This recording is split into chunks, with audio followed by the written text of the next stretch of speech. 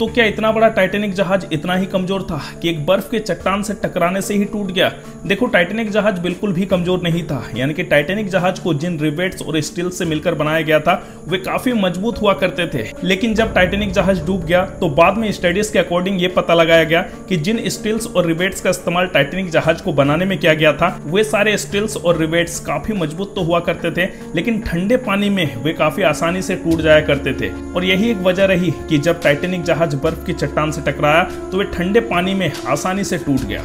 और जिस समय जिस जगह पर टाइटैनिक जहाज डूबा था उस समय उस जगह पर -2 डिग्री सेल्सियस पानी का टेम्परेचर था। यानी कि ये काफी कम टेम्परेचर होता है। यानी कि 0 डिग्री सेल्सियस पर ही बर्फ बनना स्टार्ट हो जाता तो -2 डिग्री काफी कम टेम्परेचर होता है। और यही एक कारण रहा जिस वजह से काफी सारे लोग पानी में डूबने की वजह से नहीं बल्कि हाइपोथर्मिया की वजह से मारे गए। अब ये हाइपोथर्मिया क्या है ये भी जान लो। देखो, आमतौर पर एक नॉर्मल बॉडी की टेम्परेचर जो होती है वो लगभग 37 डिग्री सेल्सियस यानी कि 98.6 फ़ारेनहाइट होता है। और जब बॉडी का टेम्परेचर 35 डिग्री सेल्सियस यानी कि 95 डिग्री फ़ारेनहाइट तक चला जाता है या उससे भी नीचे चला जाता है तो उस सिचुएशन को हाइपोथर्मिया कहा जाता है। जब टाइटैनिक जहाज डूबा था तो कुछ लोग तो कुछ ही मिनटों के अंदर मर गए थे हाइपोथर्मिया की वजह से। लेकिन अब ये भी जानना जरूरी है कि हाइपोथर्मिया की वजह से लोग इतनी जल्दी कैसे मर जाते हैं। देखो, जब हमारा बॉडी नॉर्मल टेम्परेचर से कम टेम्परेचर में चला जाता है तो बॉडी हमारे बॉडी को नॉर्मल टेम्परेचर में लाने की कोशिश करता है और इस वजह से जो हमारा शरीर है वो हमारे इंपॉर्टेंट ऑर्गन्स को ब्लड सप्लाई करने लगता है,